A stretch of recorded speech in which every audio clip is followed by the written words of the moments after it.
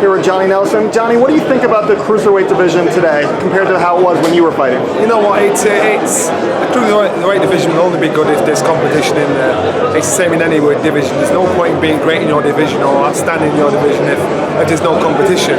I think we can see that now in Gennady Golovkin's situation. He's got to the point where he's diminished the competition, so he'll have to look to step up. The Cruiserweight division is in that state, so we need a star. We need a couple of stars. We need a couple of outstanding fighters where we can have amazing fights. We have seen it in history in the past when we had Leonard, Hearns, Duran, all these guys were in the same division, and yes, we had it in the heavyweight division as well.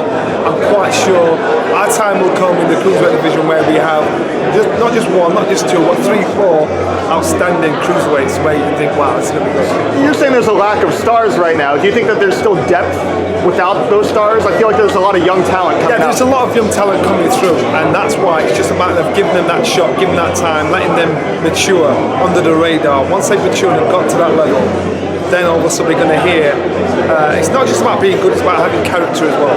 Once you've got character with ability, then you've got a star. There's a lot of talented fighters out there, but they have no character, and that's where the problem is. So once they get it there, and they get it, they get it.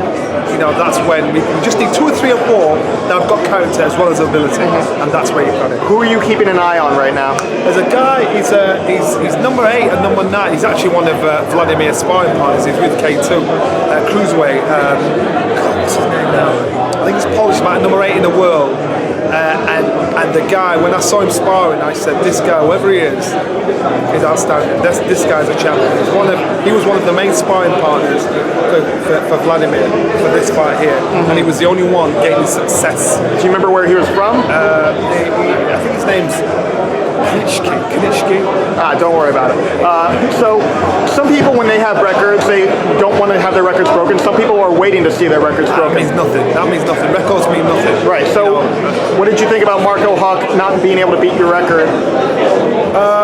I was kind of happy because only reason being is because Marco Huck, him beat my record, to me it was artificial because he'd not defended outside of Germany. He had 1 or 2 decisions that went his way that shouldn't have gone his way, but he'd not boxed outside of Germany. Now if you're a champion of the world, if you're the best in the world, you've got to travel the world and prove I can do this anywhere. I don't need my mum, my dad, my uncle, my brother at ringside to be my judges and referee to make sure I win.